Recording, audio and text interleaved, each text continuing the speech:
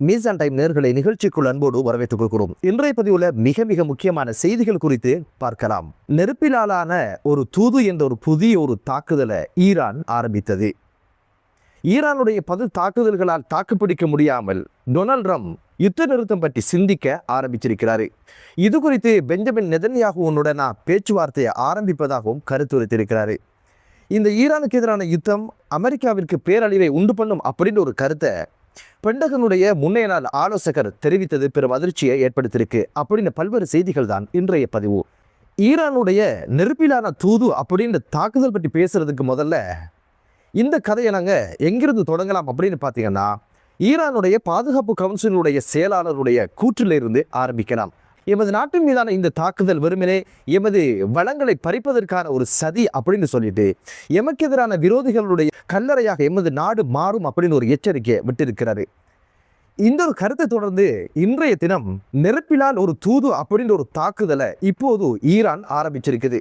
இது எதை முன்னிட்டு இந்த ஒரு தாக்குதலை முன்னெடுக்காங்க அப்படின்னு கேட்டீங்கன்னா, ஈரானுடைய புதிய உச்ச தலைவராக ஆயத்துல்லா அலி காமினியுடைய இரண்டாவது புதல்வர் முஜ்தபா அல் காமினி தெரிவு செய்யப்பட்டதையொட்டு இந்த வெற்றி கொண்டாட்டத்திற்காக ஈரான் என்ன பண்ணிருக்கு அப்படின்னு கேட்டீங்கன்னா, அதிநவீனத்துவம் உள்ள ஹுர்முஷஹர் ஜெனரேஷன் 4 அப்படின்னு சொல்லுகின்ற அதிநவீனம் மிக்க ஒரு ஏவுகணையால இஸ்ரேல் மீது தாக்குதல் நடத்தி அந்த ஒரு ஃபங்க்ஷனை நடத்தி முடிச்சிருக்காங்க. இந்த ஏவுகணை தாக்குதல் 2 பேர் பலியானதோட பல பேர் காயமடைந்ததாக இஸ்ரேலுடைய பாதுகாப்பு துறையினர் உறுதிப்படுத்தியிருக்கிறாங்க. புரட்சிகர காவல் படையினர் 32 இலக்குகள் மீது இந்த தாக்குதல் அதிரடியாக நடத்தி முடிச்சிருக்கிறாங்க.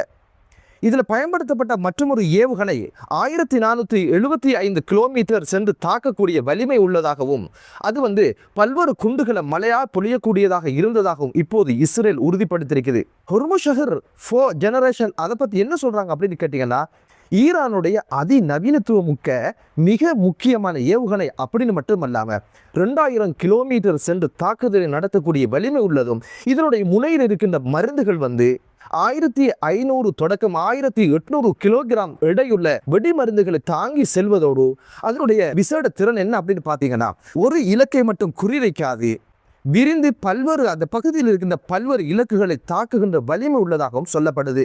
அது மட்டுமல்ல, இஸ்ரேலுடைய அயன் டோம் மற்றும் ஏரோ என்று சொல்லப்படுகின்ற பாதுகாப்புக்காக இருக்கின்ற இந்த கருவிகளால் கூட இதை சுட்டு வீழ்த்தவோ இதை தடுக்கவோ முடியாத ஒரு சூழ்நிலை இருப்பதாக சொல்லப்படுது. காரணம் என்ன, வளிமண்டலத்துக்குள்ள புகுந்துட்டா அதனுடைய பாதையை மாற்றி மாற்றி பயணிப்பதனால அதை கட்டுப்படுத்த முடியாத ஒரு சூழ்நிலை இருப்பதாக சொல்லப்படுது. புரட்சிகர காவல் படையினர் இப்போ என்ன பண்ணியிருக்காங்க அப்படின்னு கேட்டிங்கன்னா, ட்ரோன்களில் 20% வீரியத்தை கூட்டி இருப்பதாகவும் ஏவுகணைகளை பல மடங்காக மாற்றி இருப்பதாகவும் சொல்லப்படுது.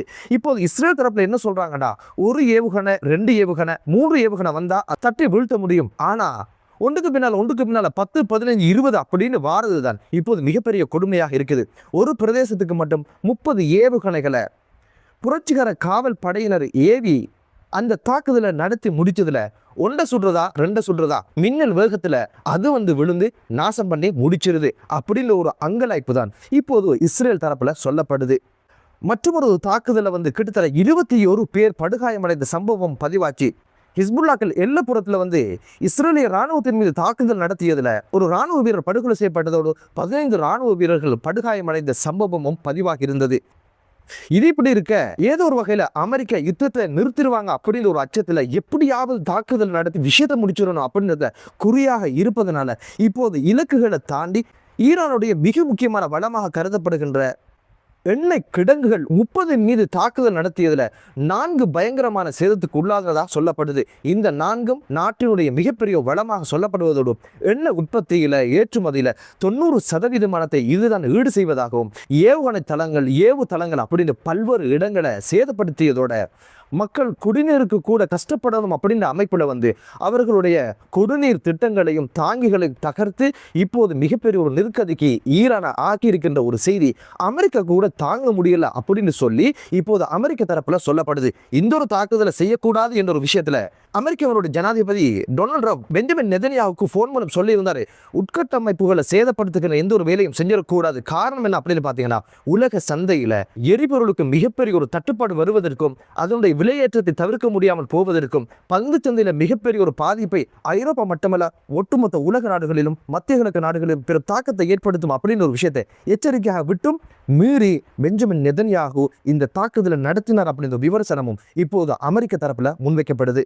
அண்ணன் வந்தாச்சு, ஆயுதங்களோட வந்தாச்சு, படையோட வந்தாச்சு, யுத்தத்தை செஞ்சு முடிச்சிடணும் அப்படின்ற நிலப்பாட்டில் இருக்கிற பெஞ்சமின் நெதன்யாவுக்கு யார் சொல்லி என்ன கேட்க போது? செகடம் காதுல சங்கூதுற கதை தான் பெஞ்சமின் நெதன்யாகுனுடைய கதை. யுத்தம் தொடங்கி ஒரு வாரத்துல இப்போது மசகெண்ணெய்களுடைய விலை என்ன மாதிரி இருக்கு அப்படின்னு கேட்டீங்கன்னா 30% அதிகரிச்சிருக்குது. இது தொடரும் பட்சத்தில் மிகப்பெரிய ஒரு பாரிய அளவிலான பொருளாதார நெருக்கடி வரும் அப்படின்றதான் இப்போது சொல்லப்படுது.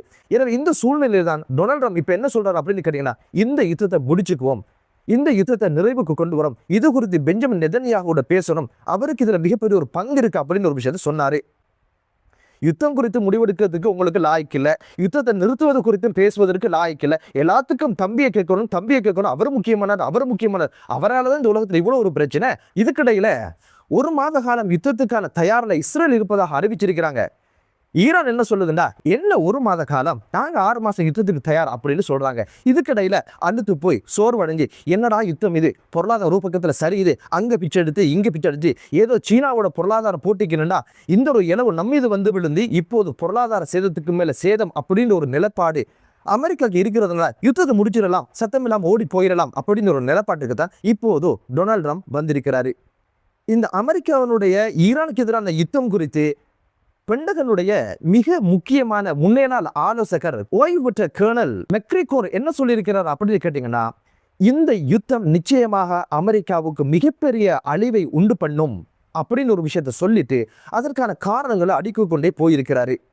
இந்த போர்ல ஈரான் ஏதோ ஒரு வகையில் தப்பித்துக் கொள்ளும் என்ற நம்பிக்கை அவருக்கு இருப்பதாகவும், இறுதியாக அமெரிக்கா மத்தியர்களுக்கு நாட்டை விட்டு வெளியேற வேண்டிய ஒரு சூழ்நிலை உருவாகும் அப்படின்ற ஒரு விஷயத்தையும், இந்த யுத்தம் நீண்ட காலம் நீடித்தால் அமெரிக்கா பலவீனம் அடைவதை பார்க்க முடியும், அதே போல இப்போது இஸ்ரேல் பலவீனம் அடைவதை பார்க்க முடிகிறது, ஏதோ ஒரு வகையில ஈரான் வீரியம் கொண்டு பலமடைவதையும் காணக்கூடியதாக இருக்குது அப்படின்னு ஒரு விஷயத்த சொல்லி இருந்தாரு.